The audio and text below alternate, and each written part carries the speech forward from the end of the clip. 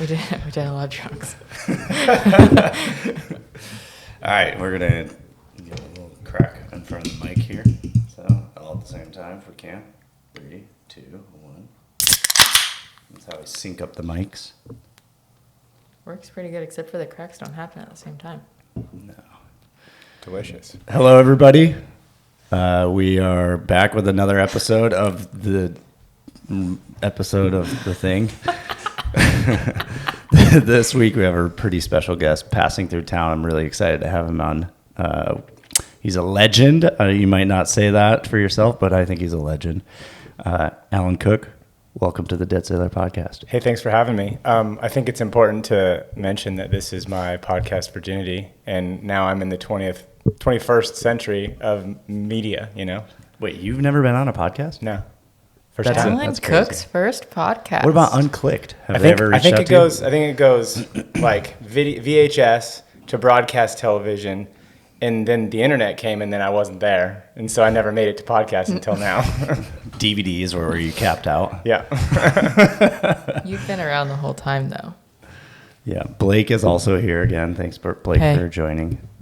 You and Allan have a little bit of a relationship, as you are a specialized athlete. That's actually true. First, I don't want to. First, for the people that don't know who you are, which I'm sure a lot of people do, a lot of our listeners probably do, but who are you, Allan? Who am I? I'm still trying to figure that out, actually. If you figure it out, you let me know. But currently, my occupation, I'm working at Specialized. Kind of have my hands in a whole lot of things. A bit of an interesting way that I joined the company for the second time. You know, I rode for them for 10 of my 12-year professional career. And then after 10 years of working in the industry, I had the opportunity to go back, but not for a specific position. It was like, well, come on in. Let's see where you fit in. And then COVID hit, and I was fitting in everywhere. So I kind of have my hands in a whole lot of different things. So it's pretty cool. Yeah. So you are, is it global marketing manager? Well, not anymore. Officially, well, I don't know. It depends which job description you read, because there's more than one. Mm-hmm. But it's senior marketing specialist or product marketing manager. I've taken on a bit more of a role on the product side. Oh, cool. So are you actually doing some working with the product team to help develop bikes? Yeah, Sweet. For sure. That's awesome. Helping out with them. Like anytime I go on these trips, like when I go to Crankworks to do commentating, or if I'm out racing or riding or whatever, I'm always doing, kind of studying. Watch out, it's always on the record in the shuttle van. Yeah. Just, seeing what trends are, seeing what experiences on bikes people are looking for, and then kind of translating what that is back to the development team, just to kind of like gut check them as they're building bikes for the future. Yeah, that seems useful because you're out feet on the ground. Yeah, I'm on. Nice. The other thing that you kind of glossed over a little bit briefly, and I think it's a pretty big thing to talk about, is your career as a professional BMX rider. Yeah, we got to hit that back for a minute. Yeah. First of all, you're from Santa Cruz, right? No, not originally. Or California. I've lived in Santa Cruz for 11 years, but yeah, you could say California. I was born in Orange County, grew up in rural Northern California. I've lived in Huntington Beach. I've lived in Carlsbad. I've lived in Temecula. Yeah. Santa Cruz is home, though, for sure. Yeah. And then you lived in Greenville, North Carolina for a very long time, right? Pro town. Yeah. And did you move there kind of during the like golden era of the Greenville, North Carolina, like BMX mega scene that was there? There was, I think, Dave Mira's park, the unit that was Ryan Nyquist park. There was the legendary outdoor wooden ramp skate park that JC everybody Park, rode. yeah. Yep. So what drew you to Greenville? I think you could probably say, it would be safe to say I was like part of the second wave.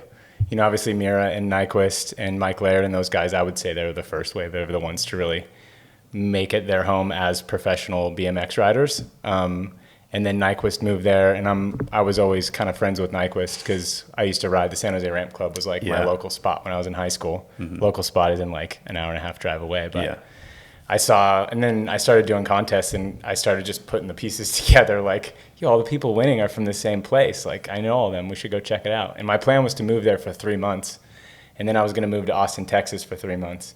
And I was going to move to Salt Lake for 3 months, and then Portland for 3 months, and be like, I'm going to decide where I want to be. Oh, just move around and see which one was the best. Them? Yeah. Nice. But I ended up staying 9.5 years in North Carolina. Yeah. What year did you move there? I moved there in 2000. Okay. Yeah. Then a couple years later, what happened? Well, actually, the week after I moved to Greenville, North Carolina was like one of my best, like kind of my breakout event at X Games. Yeah. And I was like, I think that's what clicked for me. And then it was the next year in 2002 when I was able to win the X Games. Gold medalist. Yeah. It's not real gold. I checked. That's a bummer. Really? I had it appraised. It's worth $4. X Games, get it together. No, you can't put money on sentimental value. You know? No, yeah, I'm just kidding. That was a special night for sure. Like my parents were there, my family was there, my brother. He was actually the live announcer for X no Games. way. at Your brother, ESPN. what's his name? Aaron Cooke. Aaron. Yeah. So it was like, I don't know, it was crazy. Like, and I was able to win qualifying and win the event. So I got to have the old Emil Johansson victory lap. Nice. And it was my brother like announcing. It was pretty cool. Yeah, special night. Yeah. That's No, so that's sick. that. I also want to get into that, like your professional riding career, a little bit deeper, because one thing is you were very much of did a lot of contest riding, but you also, you were on Road Fools and whatnot, didn't you? Didn't you go on Road Fools before? I never did Road Fools. Oh, I yeah. never made the cut. I wasn't cool enough. Come on, Marco, what's up? No, I never did. I never made the Road Fools, but I mean, Road Fools definitely sent me in a direction. I remember junior year of high school, Road Fools 1 came out. Yeah. And like me and my buddy would watch it every day before school, every day after school, and we would talk we would have like Scottish humor from Sandy Carson and then like New York humor from Robbo, and all of our friends were like, what are you guys even saying? So yeah, I definitely grew up in the props era, you could say. Yeah. And going to Austin, obviously an amazing BMX scene there. I also moved to Austin when I was fresh out of high school, just to go and be close to the heart of the riding scene there. Joe Rich and Taj were my idols when I was growing up also. I was like, those are my Same. favorite riders ever. And then getting a ride like the T1 ramp and whatnot. But how did Greenville influence your riding as opposed to maybe some of these other places? I think, man, looking back, I think like most of my decisions that have been made have been like very oriented on, okay, what's going to keep me riding? What's going to allow me to keep riding? And at the time it was contest riding, doing good at contests, getting sponsors, getting paid, getting, non-endemic sponsorships like Mountain Dew and Right. cell phone companies and things like that. And that was would transition and spending time in the foam pit and the resi, learning tricks. And so that's what I was drawn to really, cause I knew that if I could make it in that, it would extend how long I was going to be able to stay on my bike, Yeah. And so during all this time you were riding for Specialized, which I think is a really key and important thing to note, because here you are yet again on Specialized. Talk a lot about that soon. Yeah. It is interesting. So riding, I guess I'm just mostly curious about, your transition from being a professional rider and going into a more of a product or industry, into the industry side of things. Mm-hmm. So was that something you always knew you wanted to do when you were riding? Were you like, oh, I really eventually, once I hang up the towel or whatever, come back and be more into the marketing or anything like that? Yeah, I was a real big Top Gun fan. And how Maverick went back, he'd made the decision to go back and be an instructor. Yeah, that was my thing. I definitely Heavily saw that. influenced by Tom Cruise. Well, that's a whole nother story if we're talking about Days of Thunder. So yeah, I am heavily. But no, it was definitely part of the plan. I think maybe when the transition happened was a couple of years before I would have, if I was writing the story, it probably was a couple of years sooner than I was ready to sort of hang up the skates and as being a competitor. But, as it turned out, through my entire time period with Specialized, I was always kind of involved in product development. I was kind of being groomed to be almost in the role that I'm in right now, actually, from the time when I was 16. There was times when I would be sitting in my class in high school and I'd get called to the office and I'd be like, oh man, why? More like, what did they find out? Mm-hmm. I'd be walking around the hall. My mom would be there, and I'd start panicking. And I'd run through all my heads, all the things you do as a kid, jump this fence, right? broke that window or whatever it might have been. But it was usually like, oh, Robert Egger called my mom at work and wanted me to come look at this new pair of shoes and get my opinion on them. Like in the middle of school. Well, yeah, it got me out of school. Well, because they go home at 5 or 6 or whatever. Yeah, I guess so, eh? And it was like an hour. hilarious. It was like an hour and 50-minute drive to the Morgan Hill to where my desk is now. Yeah. So I'm going to the same building now as a 41-year-old as I Wow. was when I was Crazy. 16. It's Wow. been completely reconfigured. Yeah. If you haven't seen it in all the stages, you wouldn't have even known it was the same buildings. But yeah, it's kind of crazy sometimes when I walk in there. I'm like, Wow. been coming here for a while. But it was always sweet because San Jose Ramp Club was on the way home. So I was always down to come and look at whatever Okay, they that wanted answers me my to see. next question. You were in San Jose at the time. That's where you went to high school? No, I went to high school in Pleasant Hill. So like Okay, East Bay, copy. Walnut Creek, Up there. Concord, Martinez area. Cool. Nice. Yeah. So, and then I guess as you were kind of going into that, at what point were you like, okay, it's time to like, all right, I should just focus more on a career in the bike industry as opposed to an athlete, like being an athlete. So I guess it was at the end of 2008. This is funny, actually, now that we're putting these pieces together. It was actually because of Specialized I was kind of thrusted into the position that I'm now in. Yeah. But 2008, America, the recession, they went from not being able to have enough stock of bikes to having 3-year stock of bikes. Does this sound familiar? I know. I'm like, Bike wait, industry? what? They went from having, like not being able to keep these BMX bikes in stock to then having like a 3-year supply. And it's like, it's a business. You got to keep it running. Yeah. So the BMX program was actually dropped. So I lost my ride. I do remember this. Starting in 2009. And there was like a couple of other sponsors that kind of dropped at the same time. So it was like, okay, it's time to make shit happen. Mm-hmm.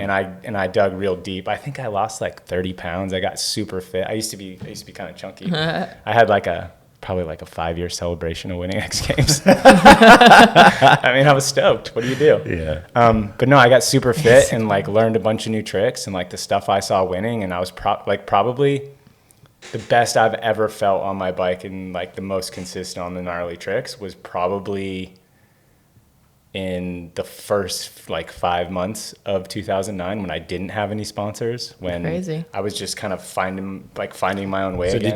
did you lose all your sponsors at that time? It wasn't all of them, Yeah. but most of them. Yeah. Yeah. This was just kind of similar to the woes of the industry due to economic issues and whatnot. Yeah, woes of the industry. And by that time I was like pretty solid as like that top 10 guy. Mm-hmm. And when there's only like 4 or 5 big paychecks to go around, you don't end, the top 10 guy gets cut. So Yeah, and you end up, traveling to all these contests is a huge financial impact. And Yeah. if you don't have the support for that, it's like, well, that was the thing though. I mean, we haven't talked about where I went. So the first job I had out of being a pro athlete, which was my actual first job ever besides the paper route, was the brand manager of Haro Bikes. Mm-hmm. So I got that job opportunity like a month before the contest season started. And I was like, do I roll the dice and just go off of this feeling that I'm having right now, how good I'm feeling on the bike?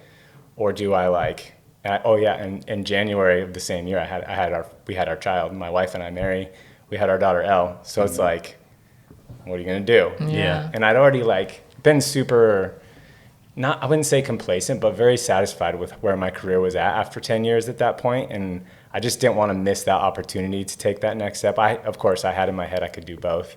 So that first year in 2009 as the brand manager at Haro, I competed full time and I sucked. Mm-hmm. And it was frustrating. And it was like, I wasn't the rider I thought I was. And it was all in my head that people were looking at me different. And it was just, so I kind of decided at the end of that year was the last Dew Tour in Florida, where I went back to Greenville for 2 weeks before it. And I was like, I talked to my bosses at Haro. I was like, hey, I'm just going to go to Greenville for 2 weeks. I'm going to do this last Dew Tour of the year, and then that's it. I'm going to call it quits. Mm-hmm.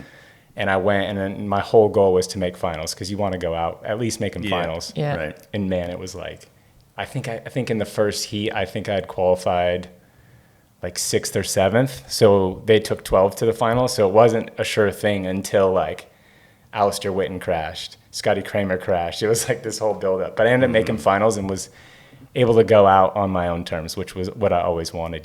There's been times where I've seen, friends and other competitors lose their sponsors, spend the money that they have to try to do something and not reach it and then end up hating the sport. Yeah. And that was the main thing, is I just did not want to hate bikes. I wanted to be on my terms. Yeah. Yeah. That's sick. So like kind of a natural way to go out, and you had a new thing Yeah. coming in. Yeah. That's so cool. how long were you with Haro for? I guess I never even realized. I didn't realize that you went and worked.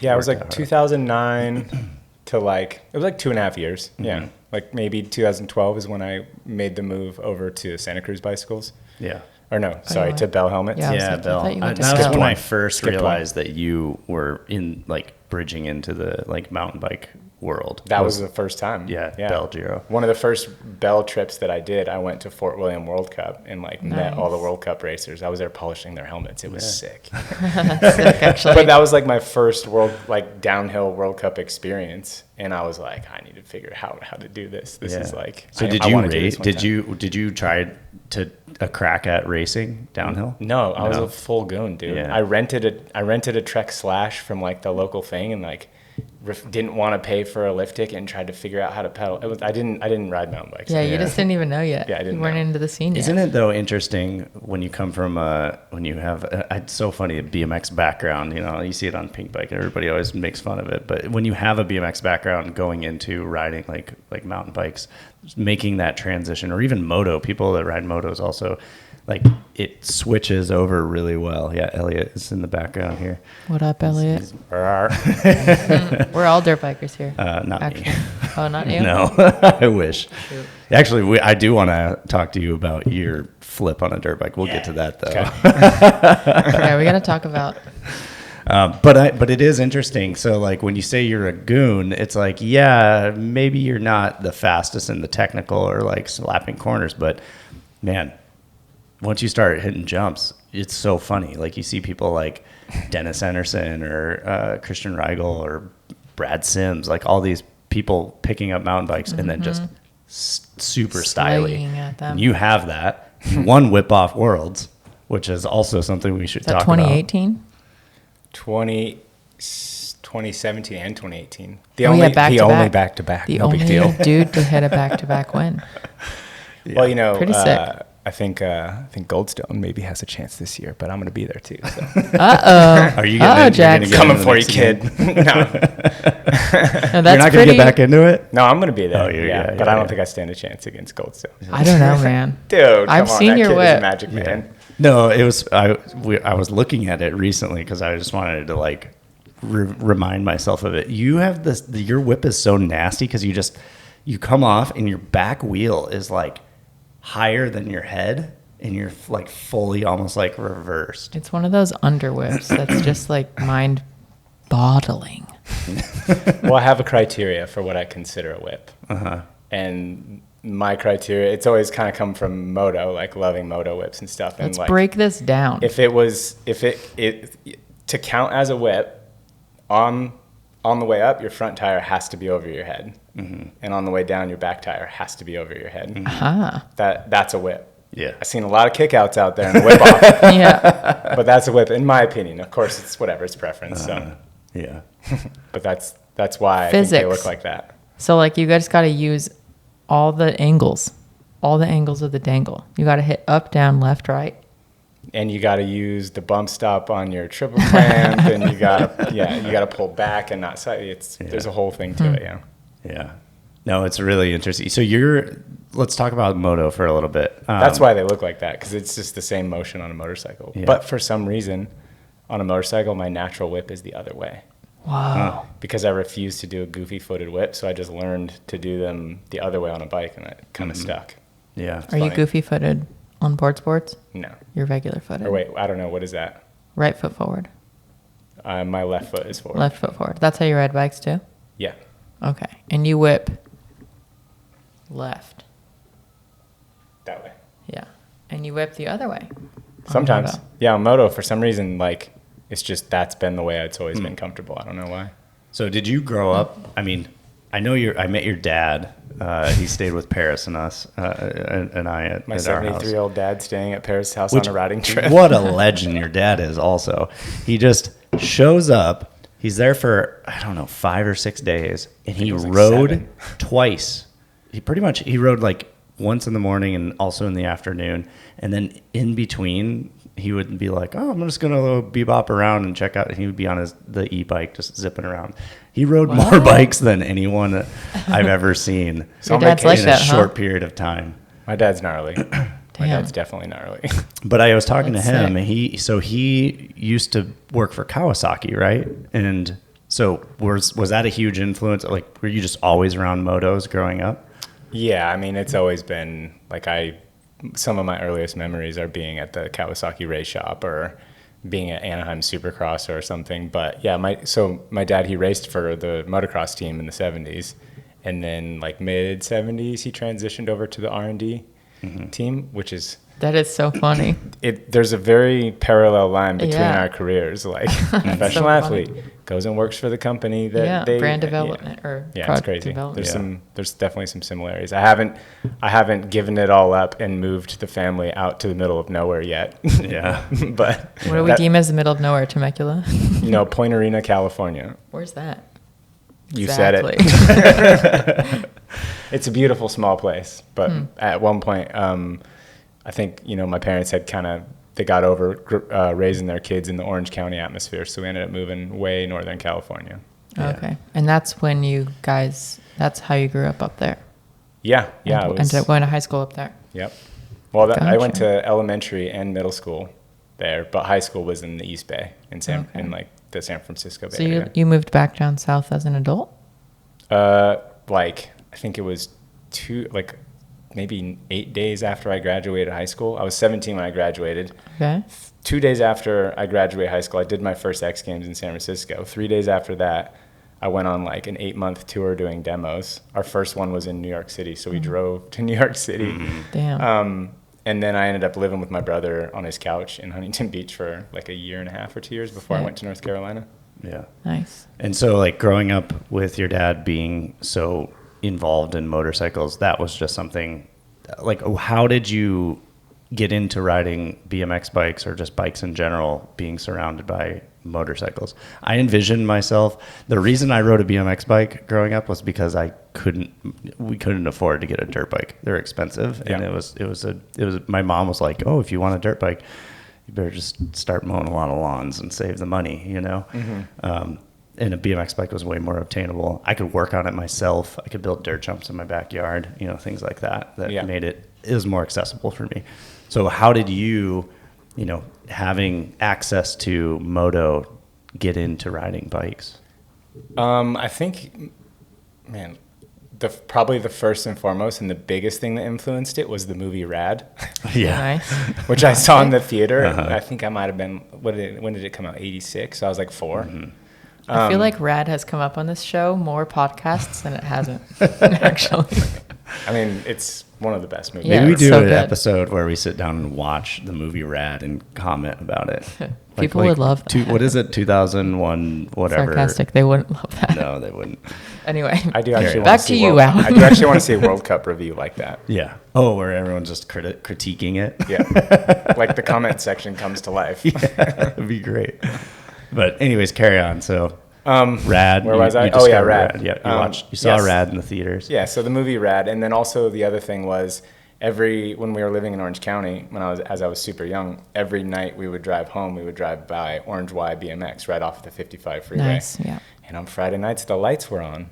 And so eventually, my brother's 5 years older than me, so eventually my brother convinced my parents to take us, which the rule in the house was you couldn't ride a dirt bike until you were 19. So that kind of like took us out. I got my first dirt bike when I was 5, but we worked it out. But that was the rule then. And my brother was like, I think he was 11 at the time. The movie Rad came out. We saw the BMX track driving home every day, and finally convinced him to go. I was only 3, and ended up racing that night, and I got a trophy, so I was hooked.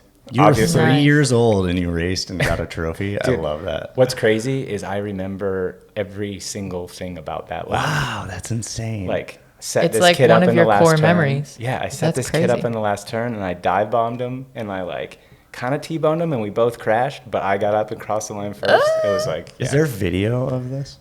I don't think like normal people could afford video cameras. This Yeah. was if I was 3, this was like 1985 probably. My birthday's like later in the year, so it was probably like 1985. Yeah. Crazy. Wow. Yeah.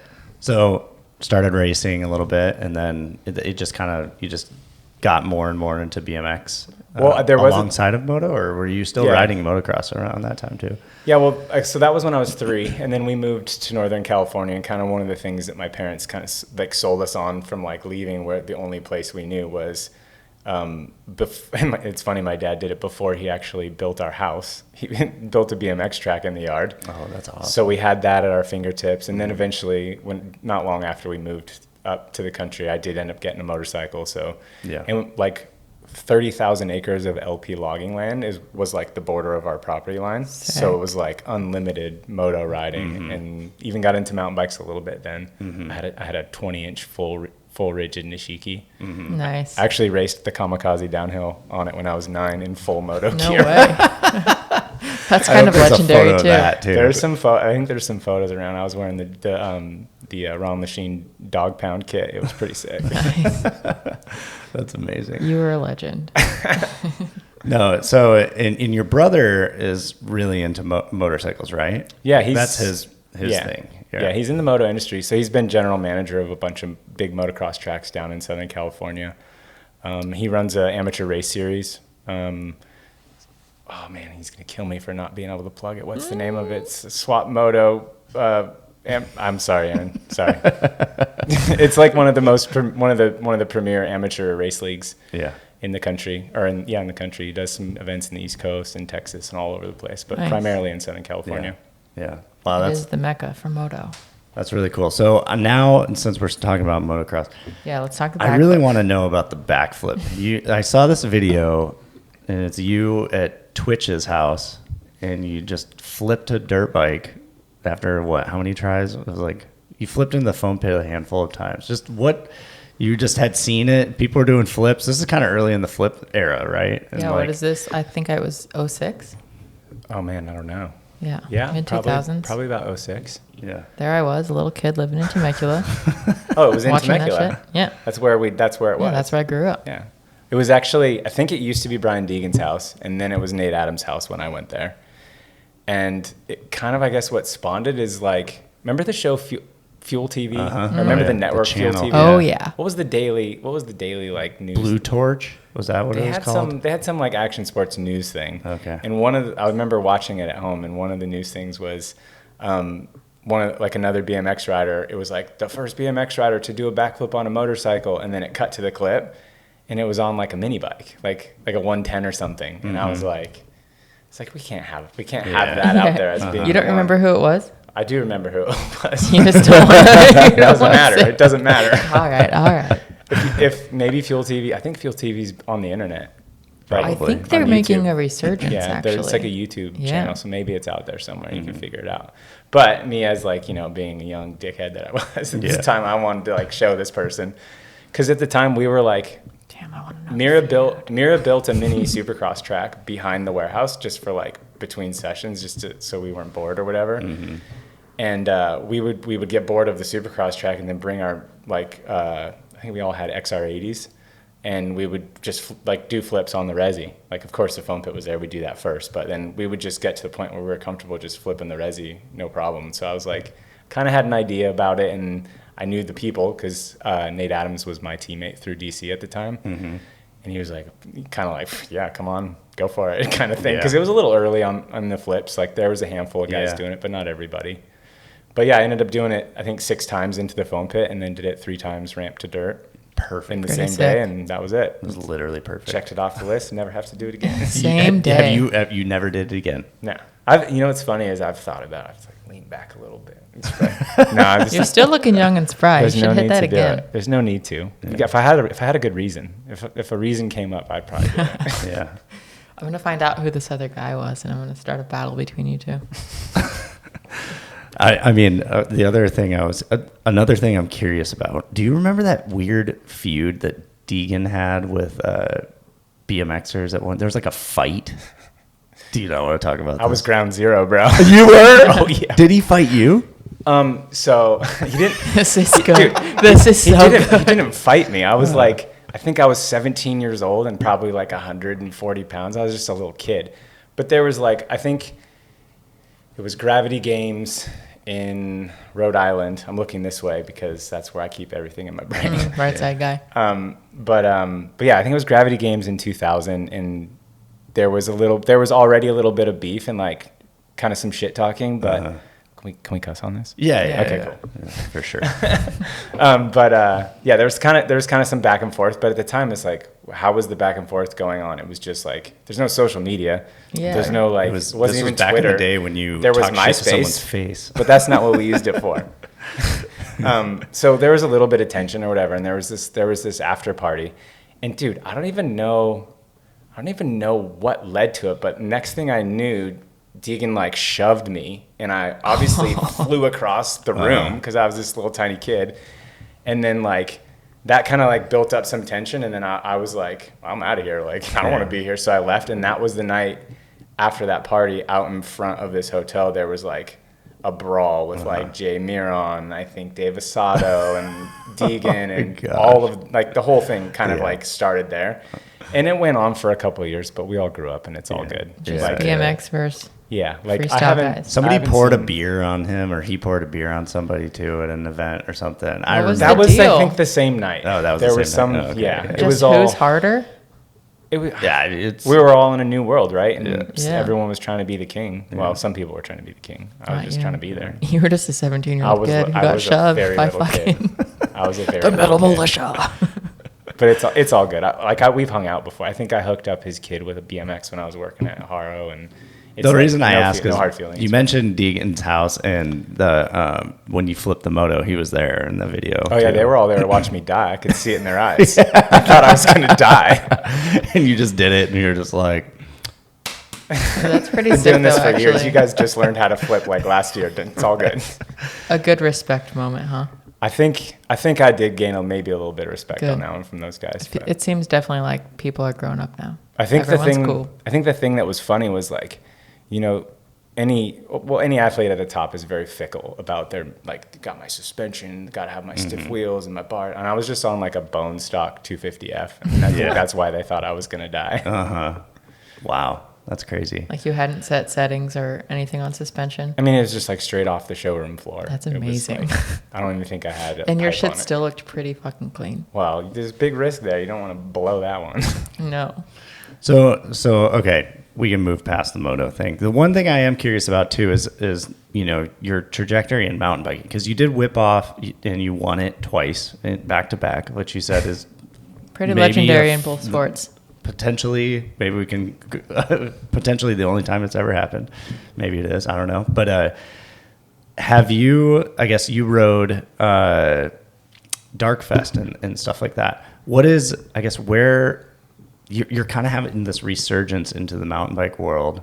Like, what is the driving factor behind that? Is it just the desire to just hit big shit, or what?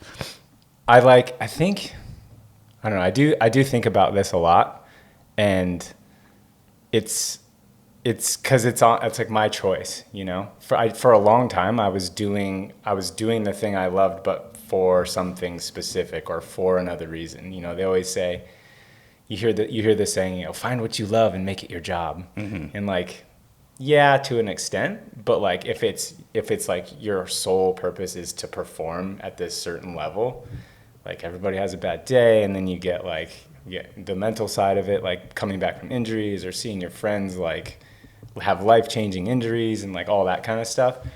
You know, it just kind of wears on you and kind of takes away your love of the riding. Yeah. But that was what was so cool about finding mountain bikes, is I was straight into a beginner's mind. Like I didn't have fun on my BMX bike. Like I guess 2009 was my last competitive year, and I probably didn't have fun on my BMX bike for 6 or 7 years. Like I just had this feeling everywhere I was that people saw the only thing that they saw on TV or on magazines, and that I was a shadow of that. And then it was just almost some kind of letdown. I mean, I am 100% sure that it was all in my head, but it took me a while to get past it. And what got me past it was finding this beginner's mind in mountain biking, and getting stoked to hit a turn and like kind of take some of the, I mean, it's not necessarily taking some of the danger out, but what is the biggest difference about mountain biking? Well, the type of mountain biking I'm not doing like free ride. I'm not doing stunts anymore, but the biggest difference is in order to learn and progress at BMX and at tricks, you have to crash. Like, what is that? What does any smart person say? You have to make mistakes to learn. Yeah, right. Well, my body got to a point where I just couldn't take the abuse to learn more than where I had gotten. And that was like pretty frustrating. But then when I found mountain bikes, it was like every single ride I could figure something new out. And then my job kind of got me in this position where like I spent 5 years following the best enduro racers in the world in all their practice runs with no pressure of racing. And I like figured it out. Like, this is how you brake. This is how you turn. And like riding with the best just got super nerdy. That's what I meant about like, I was a kook. I just got super nerdy about it. I just wanted to like absorb and learn and be better every day. And I think that's like, it's kind of a key to life, especially post professional career. I think like, you know, there's the conversations about CTE and, you know, the head injury thing and how that can affect somebody and the psychological effects and how that can, like, you know, it can escalate into suicide basically is where we're going. We obviously are thinking of some people when that comes up, but honestly, like, and not to take away anything, I think that the depression or the like separation anxiety, a therapist actually told me this one time, that to walk away from a career is no different than mourning the death of somebody. But it's even harder because you're mourning the death of yourself,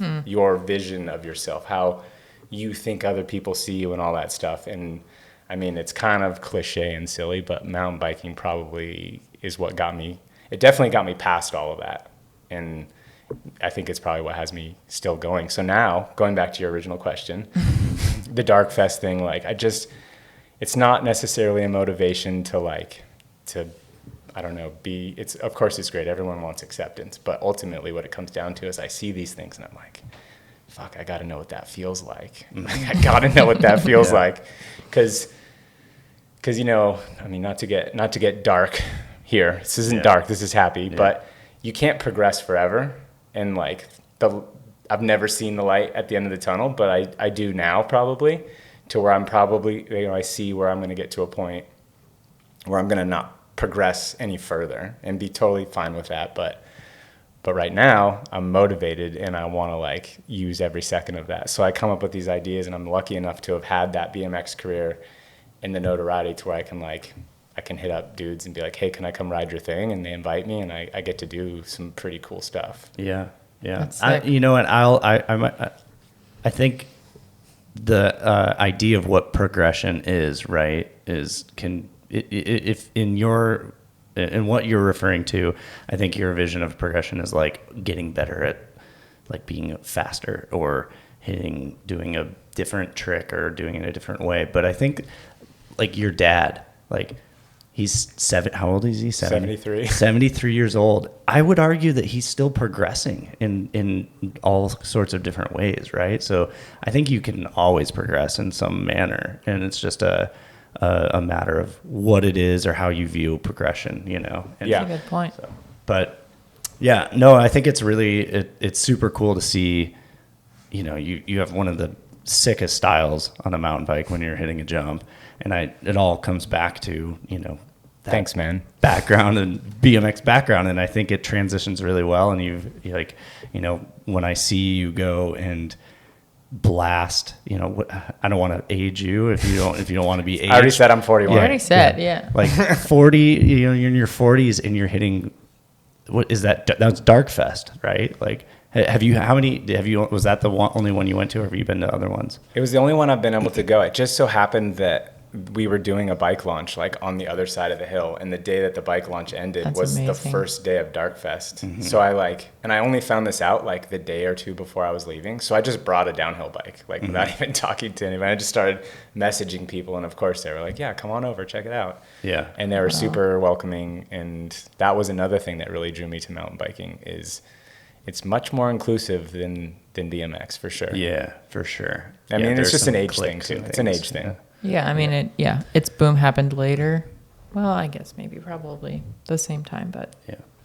I just think that BMX, there's, I don't know, there is a lot of like clickiness that goes on there. You're either cool with these people or not cool. It, like, you know, I grew up riding dirt jumps and trail spots. You had to get invited to some of those spots. Very core scene. You could and never show up. If you still just is. showed up, you better have a case of beer or be showing up with a broom and a water can, you know, like, hey, I'm here to help, you know. But mountain biking, I feel like, is a little less aggressive like that. There are those people, obviously, in the bike scene. We have some of them that live here in Bellingham, you know, that don't stay off my trail, don't touch my trail, you know, kind of stuff. But If I found it, you didn't hide it good enough. yeah, well, another thing I wanted to talk about, but in a little bit, but I'm curious. Hitting those huge jumps, did you, you know, like the comfort level of, did you hit that 90 footer that was there? So I can't even. What year would this have been? This was 4 years ago? 3? This is 2020, just before 3 years ago. COVID. I almost got stuck in South Africa by like So you 6 were days. 38 years old. Was I? I guess so, yeah. Hitting at the current time, the biggest mountain bike jump in the world. Nico Vink was stoked because he was no longer the oldest person riding when I showed up. He was only like a year or two younger than you. Yeah. Yeah. Yeah. So but hitting it, like going into a jump like that, you know, the mentality of it, how are you approaching that? Like, what are you thinking? Had you ever hit a jump that big on either a motorcycle or anything? Like, yeah, I think so. The biggest jump I ever did on a dirt bike was probably like 140. There was this like double tabletop thing, but if you got the turn good enough, you could just send it and jump the whole thing. So I mean, I have jumped bigger things on dirt bikes, but I'm sure that helps. Yeah, for sure it helps. For sure it helps. BMX, probably the biggest jump was probably Mega Ramp, which was back when I was doing it. It was a 70-foot gap on the big side, and you would usually go like 80. So. I was on a BMX bike. I was on a little kid's bike. Yeah. Crazy. So I kind of like took that confidence in, but I mean, at the stage, like where I'm at with my riding, I don't know. I feel like you're never going to be 100% right, but I feel like I've figured out my path for the mental side of riding. Like I can't say I was nervous while I was riding there, but like watering the jumps and looking at them, I was like, oh fuck, okay.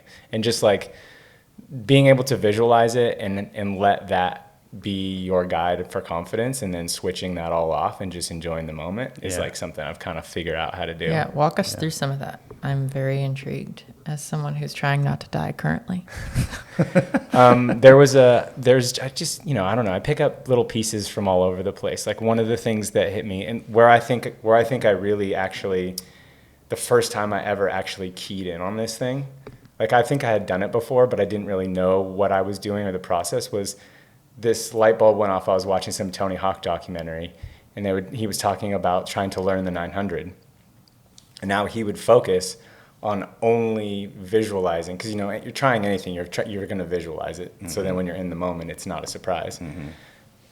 So his whole thing was he just only ever visualized pulling it. He never had a plan B. It was never like, well, if I under rotate a little bit here, this is where I'm going to throw my board, or I'm going to slide out here. Never imagined not pulling it. And that's like, that was one of his keys to being able to do it, kind of thing. So as I've been working on this edit for a couple of years now, Dougie Fresh has got it tight. Yeah, Doug in the background. We're getting there. We're getting there. But there was a pretty big dead man stunt. Even some of my friends kind of tried to talk me out of it, but it was like one of those things. I had to know what it felt like. But it was one of those ones where like you kind of only get one try, especially at my spry old age. Just like the amount of practice and the amount of visualizing, and then like on the day of, like just like.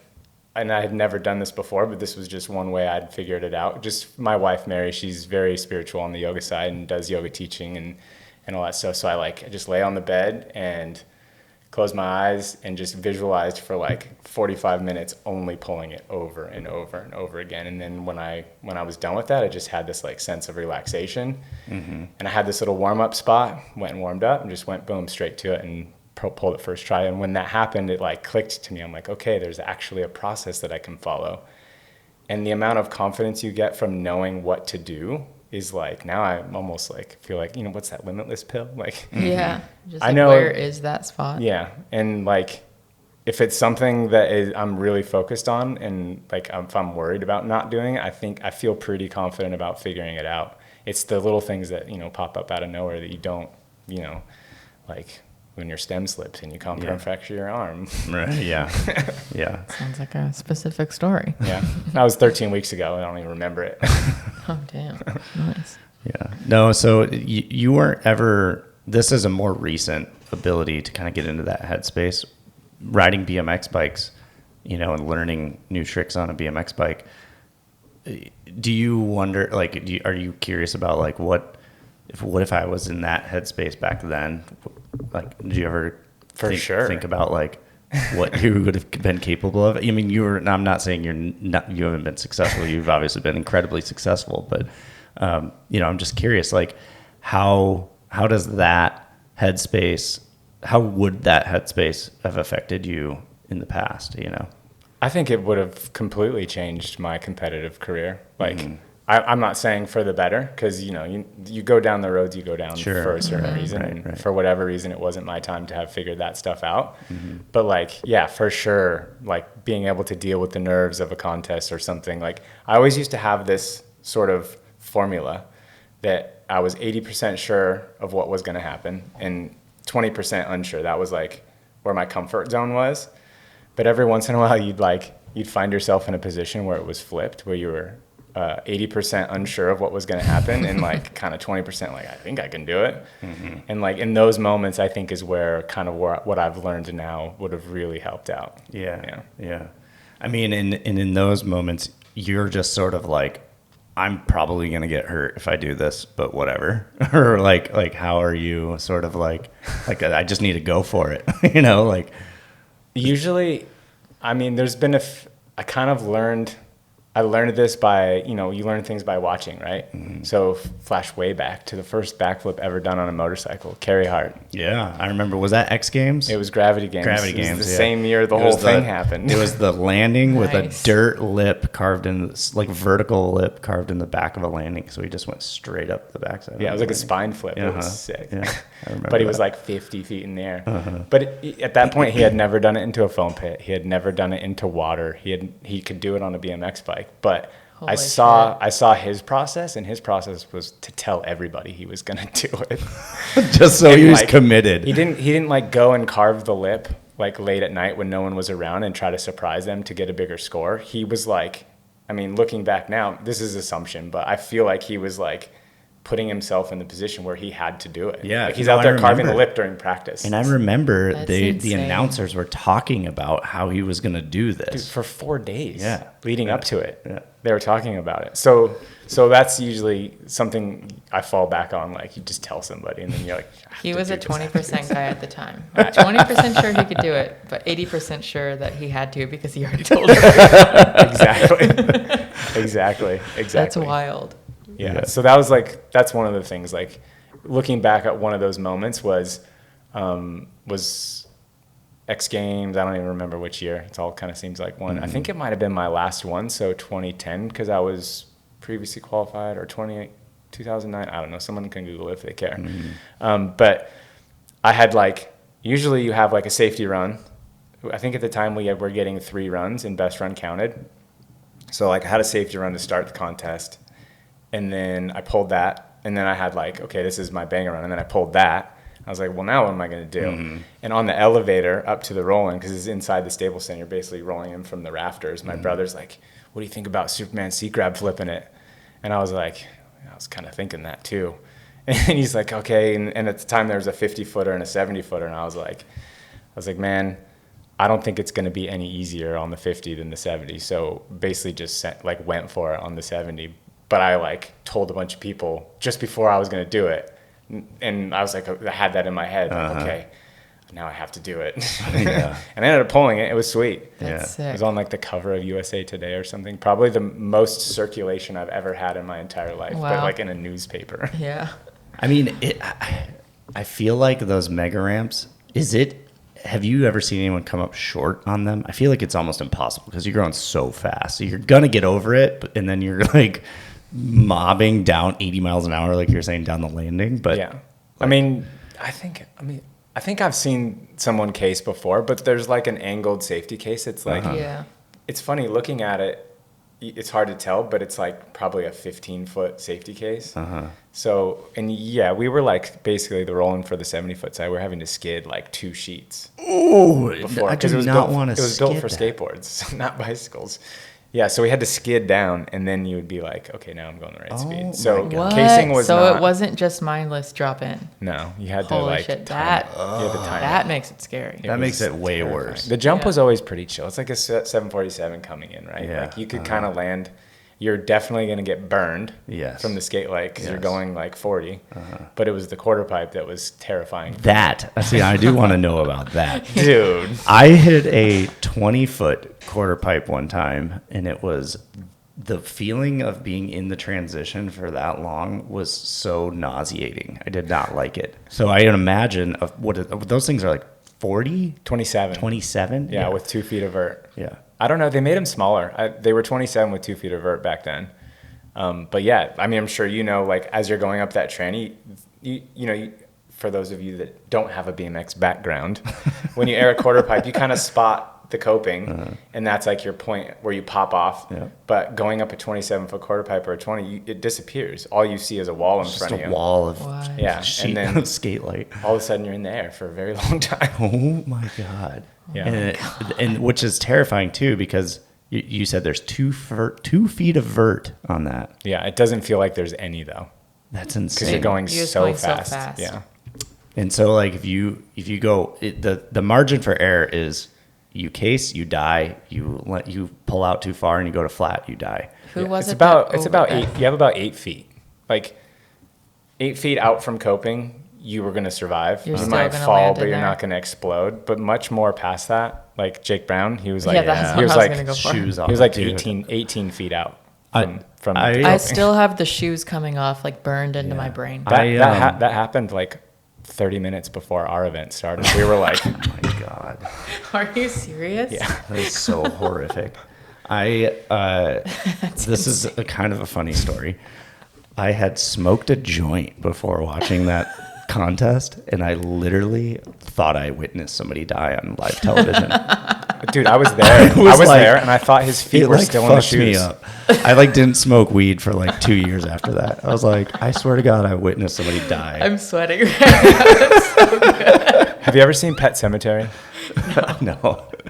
When the kid gets hit by a big rig and is killed, the one that then becomes Chucky, that was like this gruesome scene where the truck hit him, but his feet were still in his shoes. That was how you pictured Chucky. That went through my brain when I saw it. I was like, his feet had broke off. Like, they're not. I can't believe he walked off. He literally got up and walked away. I couldn't believe that. Think about now in today's sports medical world. No, they would never let you do that. Dude, ever. he was sleeping for 4 minutes. He had a broken back, a broken neck. I think he had fractured bones in both of his legs in places. I forgot how long he was out for. Yeah. He was. Yeah. What a tough guy. Insane. I can't believe that. Yeah. I mean, that's so all those Mega Ramp Pioneer dudes. Danny Way, maybe the year after when he I think he did a 540 on the quarter pipe, maybe 18 feet out, huge. And actually decked it and broke both of his ankles and came back for the next run and pulled it and got third. That is insane. I don't remember that happening. That's psycho. These guys are gnarly. I don't know if you ever listened to the 9 Club podcast. It's skateboard podcast. Danny Way, there's an episode with Danny Way. I'm just plugging somebody else's podcast right now, but who cares? It's really good. Go listen to it. You should plug other people's podcasts. But Danny Way is a phenomenal episode, and he talks a lot about the Mega Ramp and the creation of it and all that kind of stuff. And he jumping the Great Wall. He talks about that. I'd like to hear his story of the creation of the first Mega Ramp, the one that was out at Point X. There's a very little known fact about that. What is that? So that year that he did that, they built that big Point X Mega Ramp where it was at the end of the DC Skate video. So I got on the team the beginning of that year, and Ken Block was like, "What do you want to do for your first ad?" And I was like, "I want to do a world record distance flip." So they built this huge thing. I guess it was the second attempt at their building it. but it was the one that was in the video. They kind of had built that for my stunt, and I did my stunt, did the world record flip, and then like I think 6 months later they had added on and made it like 5 times as big and turned it into that mega ramp. Mm-hmm. But yeah, that was pretty cool to see like the evolution of it, like, and kind of getting to be a little bit a part of it. Yeah. That's sick. So do you still hold that record? No, I mean, 3 or 4 years later, I Superman sea grab flipped like 15 feet further. So yeah, it wasn't. I think it was only like 60 something feet. It was very short at the time. Yeah, and you did 70. And did they measure people doing it after that? You could see your skid marks usually. That's wild. Like if you knew you went long, you could kind of go back and be like, "Yo, that was fun." Yeah. Do you have any world records? Not that I know of. Yeah. Not anymore. Yeah. But my mom, of course, ordered the books while it was in the Guinness Book of World Records, so I got that. Nice. That's pretty cool. Did you get the placard and everything? I never got a placard. They just used my likeness because I signed some X Games waiver, you know? Yeah. Really? I'm sure. I never looked That's into funny. it, but like if they're using someone's likeness, they have a rights. But I've signed so many like rights away for different events or TV show Broadcast here, TV things, show there. I'm sure I gave it to them. Yeah. Okay, so super interesting, but I do want to go back to it. So you've been doing a lot of like announcing and whatnot for Crankworks and is it Crankworks only the tour? Yeah, I've just been doing the Crankworks World Tour. Yeah. And you're doing the slope style event. Slope style, speed and style, slalom, and pump track. Yeah. How did you get into that? It's kind of funny. So when I guess this would have been maybe 2020 when I started talking with the Crankworks guys when they were going to reinitiate the tour after COVID break and all that. At Specialized at the time, my job, I was doing some of that stuff, like kind of managing our partners, and you know they brought to the table their partner package, and one of the things that we really wanted was the slalom title sponsorship, which you know it's head-to-head competition, it's super cool, and I don't know, it's one of the more exciting ones.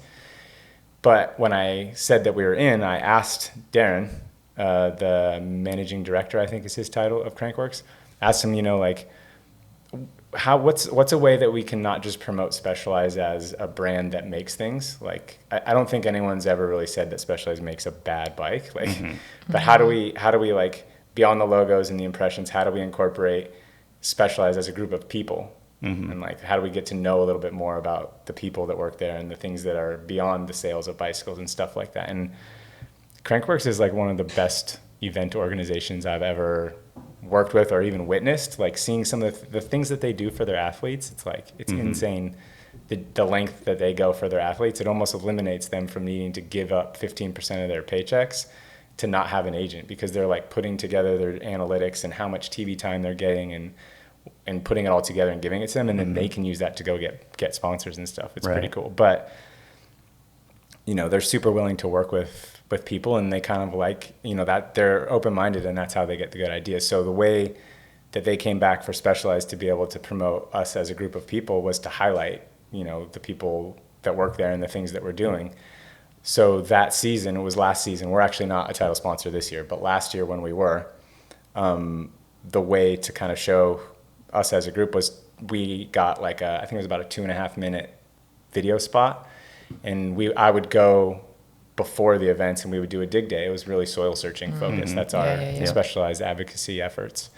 So we would go and do a dig day where Crankworks was, and they would send a film crew out and they would film it, and I would kind of host that little video. But then to make it authentic, to go further, they actually invited me to do the commentating with Cam in the booth for the slalom. So then just to make it feel natural, you know, and show that we are not just people with suits walking the carpet, like we're all bike riders. I think I'm a fair representation of a lot of the people that are at Specialized, and that's kind of what naturally found me in this position.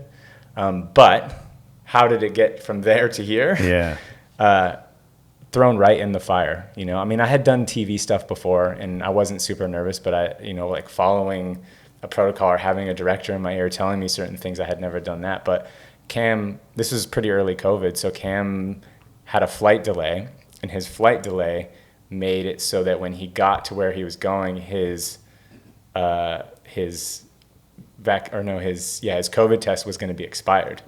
So basically they wouldn't let him on the plane. So he had to stay an extra day, get his COVID test, wait for the results. So he missed a couple of days. Mm-hmm. So like the first day I'm ever there, they're like, yeah, so would you be into doing pump track and slope style and speed and style too? I'm like, whoa, okay. I don't think it was all of those at once, but I think I covered a couple for Cam before he got there. But when they asked, I was like, man, when are you ever going to get a resume piece or like an opportunity or like just to do it? So I didn't even hesitate. I was just like, yeah, sure. Yeah. And that was it. And then they invited me back and now I'm like part of the broadcast team. It's pretty cool. No, and dude, cool. Speaking of checking boxes, like look at who I've worked with, like Cam, Rob Warner, legends, Needles, like all those guys. It's super cool to work with those guys. It's cool to see all you guys in there because Elliot too. Jeez. Really engaging for the fans and athletes and stuff to have like legends doing that stuff. Yeah, and like you can actually, I mean, both of you guys can speak to like the riding aspect of it and like how difficult and like the mentality that people are having to be in to put down these runs. Like, you know, I mean, you just look at some of the tricks that they're doing and be able to like, you're like, yeah, I did one tail whip back in the day when I was doing that trick. Yeah, two is the max. 2 is max. Yeah, exactly. Yeah. You know, so that's super fascinating. Is that something that you want to continue to do or that you maybe see yourself doing for a longer time? Yeah, man, I'm having a blast doing it. I think I have a unique perspective for a couple of reasons, like because obviously, you know, I've been involved in the trick side of things and I can like see the tricks and I understand what they're doing, but also I missed about probably 10 years of progression of being that dude that watched it every day and knows who's doing what trick before we get to the event, like because we saw it on their Instagram and he's been practicing on the Resi or whatever it might be. It had been a long time since I had done that.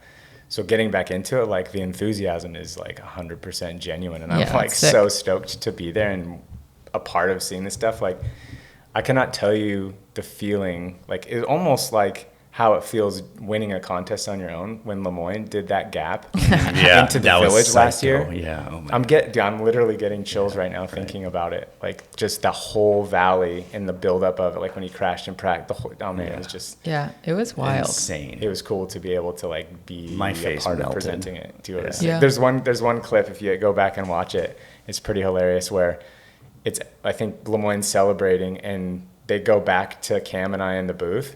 And we're supposed to be like talking about this crazy thing, and you just see the backs of our heads because we're like looking out, like watching it for real. Yeah. Because you guys were facing the opposite direction. Yeah, we weren't gonna miss it for real. You needed to not just be on the monitor because that's amazing. Through our headsets, that's all you could hear was the crowd. It was like wow, the whole valley erupted. It was so sick. Yeah, it was absolutely insane.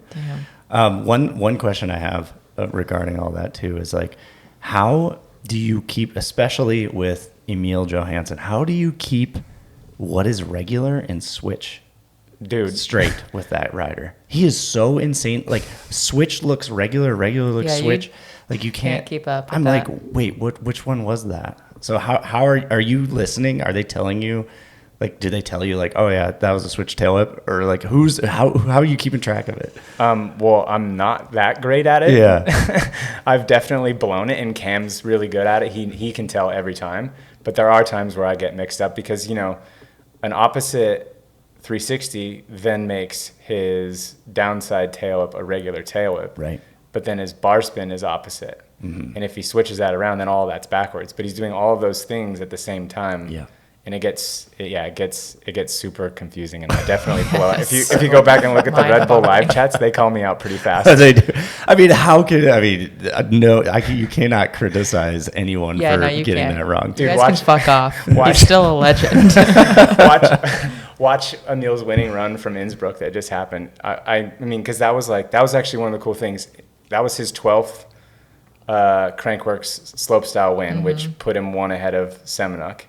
So now he's the all-time winningest Crankworks slopestyle rider ever. It's unbelievable. But that was the first time he's ever had to take his second run. Wow.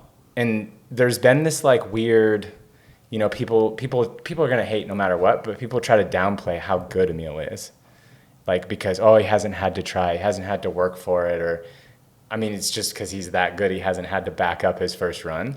And what nobody knew, all 11 wins, which we found out on the 12th win because he had to take his second run, was that he has more in the tank. He is doing it somewhat. I mean, it's easier than his hard runs. By no means is it coming easy. He's putting in the work before he gets there. Yeah.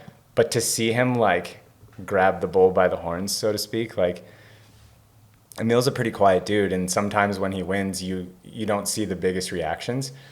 So we kind of all had this thought, like if he gets put in that position, he's just gonna like disappear from the cameras, go get in focus mode, do what he needs to do. But he got like a sparkle in his eye, and he like came alive, and he was stoked for the challenge. And then like the fact that he was able to do it was sick. But as this was happening, I knew I knew what potentially could happen. I was like, I cannot have the most replayed run of 2023 have me calling out his tricks wrong.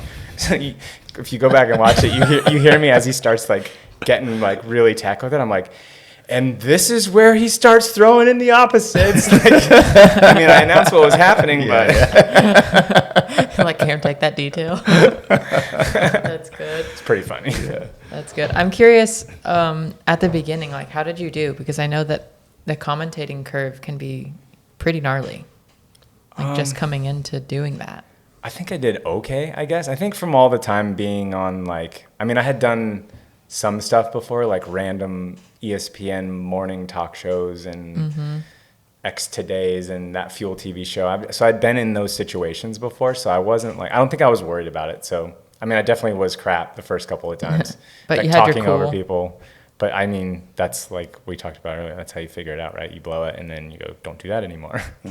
And just asking a lot of questions. And like I said, with the finding mountain biking, like they say it takes 10 years to master something. I think that's bullshit because I'm still figuring something out new every day on a mountain bike, and I've been riding for 10 years now. But I feel like I can progress as a human being with that commentating thing. Like, you know, I'll get done with a broadcast and be like, yeah, that was good. So are you approaching like broadcasting the same way you're approaching any other like thing that you're doing, like mountain biking or BMX or anything? You're like, ooh, I know how to make, like, I think I know how to make it better, or how to, like, you know, progress my commentary, you know? Yeah, definitely. I think that's just kind of the way that I think I have like a process oriented mind where I'm always looking for the path of least resistance and like using creative thinking, but also like just the things that I've seen and the places I've been and the stuff I've done, I think gives me a different perspective, and I can just like pull things apart and see them in a different way. And then when I put it back together, I feel like I have this plan and a process. Yeah, that's cool. This is the most efficient way to do it. My wife hates it. But she's right. Sometimes I go a little overboard. So we've have like Blake and Elliot's kind of in the background. I am curious about like your position at Specialized, you know, and finding athletes and whatnot. What is it, you know, first, obviously I know why these people are so great, but you know, what is it about an athlete that you look for, or what that makes you sort of be like, oh, you know what, this person, I really want to support this person, or this person deserves to be elevated or lifted to the next, you know, level or help their career? I can't say it's like a light switch or like a specific target. I think a lot of it has to do with just like, I mean, if I'm watching it and it gets me stoked, that's usually a good start. Yeah. I mean, because I feel like I'm such a part of, like, I know I have this job in the industry where I do sometimes get to align the stars for other people, but it's not like something necessarily I'm like, okay, I'm looking for this person. It's like that thing just happens naturally, and usually it starts with me getting stoked on watching them ride, or like getting an opportunity to ride with them in person, and like what I get out of that a lot of times motivates me to be like, okay, let's give this person the opportunities. And I think I got burned with money a few times, like back to 2008 when I lost all my sponsors and I was starting a family and all that. Prior to that, that was when real estate was going insane, because that's why it crashed, right? So all of the years while I was making good money, I was just doing what people were telling me and throwing all my money in real estate, and then that didn't do anything. So I got burned by money a couple of times. And And then, so I lost motivation for money. And I think a lot of times I find the benefits of being able to give other people opportunities like a million times more rewarding than like whatever I don't even know. Like, honestly, I could put me on a lie detector and tell me how much my paycheck is. And I don't actually know. Like, my wife, luckily, is very good with that stuff and She's puts the up with guy. my lack of care for it. But, That's so but yeah, it's sick. just like, that's the thing is like, yeah, being able to like light a kid's face up because I put these stars together, and then now Matt Hunter's like putting shoes on this kid because he made it across the skinny, and it's like changing this kid's life. And like, if we can, it kind of has become part of my job to create lifetime bike riders. Yeah. So if I can do anything along the way to facilitate that for somebody or give them some of the opportunities that I've been so lucky to have, like the list is very, very long on why I'm sitting in this chair. Sure, I made some good decisions along the way, and I did some stuff that allowed me to capitalize on those opportunities. So I just kind of like, it's almost like I guess it's a giving back, but it's almost like a tip of the hat to the people that gave me those opportunities. Like, I feel like almost I owe it to those people. Like, you really made something happen, and now I've found myself in a position to do that. So I try to do that when I can as well. That's so cool. You do it on every level. We're here for Tune Up, and you just did a bunch of activations with the brand, and I saw you giving some cool kids some bikes and Kids some were shit. stoked. I saw some really fun people walking around on the new P3, and it psyched me out to see just random kids walking around with the new bike. Yeah, it was cool. I mean, give the people what they want, right? Yeah. Give them what they want. When we were kind of in break, you were talking about the local exposure tour. We should talk about that a little bit. Was that kind of your first of all, I thought it was really interesting what you were telling me. Maybe like speak on that and sort of like how that came to be, because it's pretty evident that plays a role in your mentality in present time too. So.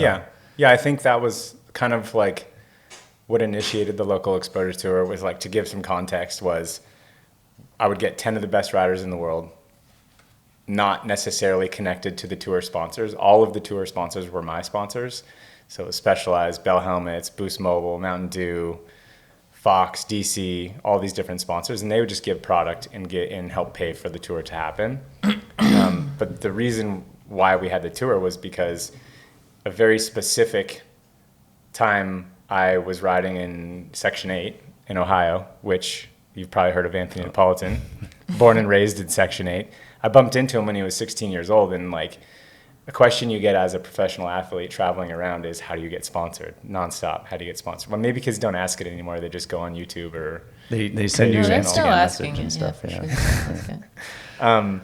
But it was one of the first times, probably the first time that I noticed that the person asking me that was like absolutely shredding me to pieces at the skate park, and he was like 16. Yeah. And that was Anthony Napolitan. And so I put the pieces together when talking to him. Like, he says, how do you get sponsored? And I'm just honest, like, well, I got sponsored because I did good at contests and I got photos in magazines, but I was also born and raised in Southern California. So it made it a little easier for me. And then he answered pretty basic, like, oh, well, that's really hard because when the photographers, the magazines are here, or the videographers for like the videos are here, they're here because you guys are here. And then when I go to a contest, that's the only people that they're taking pictures of and video of. So I just created the tour to kind of like give the platform to highlight those kids, and give them the opportunity to learn from other riders and like find their favorite riders. I mean, there's been so many people that have been on that tour. We did it for 5 years. It was pretty sick. And the whole goal of it, like, there would be winners at each stop, but the ultimate prize was after each stop, we would do like 6 stops in 10 days at skate parks. And the winner of the whole tour, which was voted on by the 10 pros, it's 100% up to them, would actually get a 1-year sponsorship from all of my sponsors. So DC, a Boost mobile cell phone That's for so free sick. for a year. Wow. And one year was even a ticket into Dew Tour. Like, you didn't have to do the pre-qualifier for Dew Tour. Wow. Yeah, it was pretty Do cool. you know who won that? I'm curious. Who won the The ticket. The golden into Dew ticket. the Tour? ticket? Tour. Man, I'm forgetting. I've hit my head a lot of times, Yeah. dude. I don't know. If you don't remember, I don't need I can't remember the name, but there was other names that came through that you'd remember, like Drew Bazanzin. Oh, yeah. He was a 16-year-old kid that Sick. nobody had ever heard of him, and he was from some barn in Eastern Canada. Nowhere, Canada. We did the one in New England, and he was at every stop. And he just actually absolutely blew our minds, and that's how he ended up on DC, on Fox. Red Bull. Yeah, yeah, it's insane. Cool. Yeah. So by the way, I think that whole event, it's ripe to come back. Maybe you guys should be doing that. Should do a local exposure tour. It comes up. 2024. It does. It comes up from time to time, mostly from Anthony. Yeah. It does come up, but I've kicked around the idea of doing it, but like on what bikes?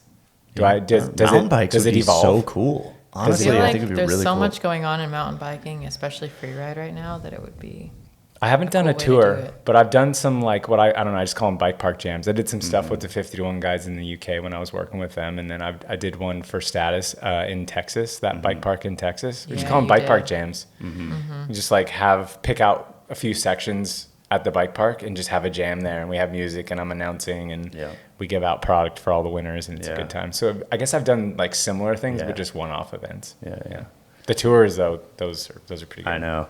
I mean, I think back to, it was like back then, it was like Props used to do those like scene reports in their video magazine issues, and then that's when you got to see all these like local no-name riders that you're like, oh my god, like this is the most insane bike rider ever, and lives in Milwaukee or whatever, Alabama. Shout out Seth Kimbrough. Yeah, and Corey Martinez. But also dudes that are back on mountain bikes. I just love all these sick BMXers from our era are now just shredding and killing mountain bikes. They grew up. Yeah. We grew up. Our minds opened. Bikes actually don't break every time you ride them. Yeah. Also, I heard that you went to the Shire last night and you went through the line brakeless with pegs. Well, I brought my BMX bike, bro. I know. I just Sick. think it's so sick that you rode that line fully brakeless. Like With pegs. I had to know how it I felt. never rode brakeless on dirt jumps. I was too scared to do that. I just wanted that love and feeling back. Yeah. Like I Was said, that the yeah. first time you rode the BMX bike in a little while, or do you get on it very often? Well, I broke my arm like 12 weeks ago, so it was definitely the first time I had ridden since that. Yeah. Like, man, let's try to be real honest here. Let me give it a think. The last time I rode my BMX bike was probably like 8 months ago. When it's dark a lot of times, and I'm working from home even, and I get finished with work and it's like 4:00 and I got 45 minutes of daylight, I'll just go out on the BMX bike, and there's a couple little DIY things around my house and play around, but it's probably been 8 months. But I was trying to think last night when the last time I rode a proper set of dirt jumps, because it's pretty proper out there. Yeah, for sure. And dude, it's been probably like 10 years. Yeah. I saw there was like a young kid too killing it. Dude, that little Reed kid, that kid is blowing up. Who's Reed? That's a kid from here? Reed Isley? I can't remember his last I'm name. not sure his last name. Sick. Shout out to Reed. Shout out to Reed. Kills it. Yeah, we did that P He's series. like 8 years old, or He's 11. 11, yeah. We did that P series poker run. He won that and won a bike. And then he won the 13 and under pump track. And then the prize for that was a bike. So he got two bikes. So he gave it to second place. What a good kid! What a legend. And then his brother won the 13 to 18 category and won a bike. Oh my God. It's pretty funny. And then took the bike to And the took the Squire bike last night. to the Shire, yeah. Sick. And he was. Did I just say he was Squire? sending Oops. it. Oh, sorry, guys. Yeah, that was fun. Shout out to the Shire boys for inviting me out there for some near-death that's experiences and flashbacks. Yeah. I need to get out there soon. That's so cool that you just rode that. Dude, I didn't just ride it. I was like shitting myself for a few times. There's one moment I like over jumped the shark fin before the like middle big jumps, and I like barely cleared the one encased, and I was like, there's no way I'm making the other one. I cannot go off, and I just like veered left, and there was like a stump in the ground like this big, maybe this tall. I just front tired into it and jumped over the handlebars and flew like 20 feet into a berry bush. Ah, look at those arms. My back looks like that too. I just aimed for the greenest, softest thing I could find, but it was a berry It bush. was a Did blackberry you know bush? Everything Oh, here that's God. green is a berry bush. It was hilarious. It was hilarious though, and that was my second attempt through, and after that it was fine. Like I just had a laugh about it. And Yeah. How many laps did you get through? Did you ride it? Did you ride it for I a did few like hours? 10 or 12 laps probably. Damn, you rode it for a while. I went there, so I sadly don't ride I haven't ridden my BMX bike in probably over a year or more. No shame. There's no shame. I rode it I'm in the just full garage the mountain other bike, day, actually. full mountain bikes these days. But and I have a dirt jumper. I bought the 26-inch to get back into hitting proper dirt jumps. But the last time I had a long hiatus, went to the Shire. They used to do this jam there. There's like a big dirt jump jam with a ton of people would show up there. They have like live bands and stuff. It was a really fun time. They have a pizza oven at the They have a pizza oven there. Yeah. That's sick. Super cool. I actually would love to have some of those guys on here too, because I sold my camper to the owner of the property. It's gone. No, not that camper. A different camper. Different So camper. I've I owned kind of multiple still campers. want that thing. I'm staring at it out here like. But you he blew was it out for a he was second. the dad of one of the kids, and he's like, "Oh yeah, I still own that property, and I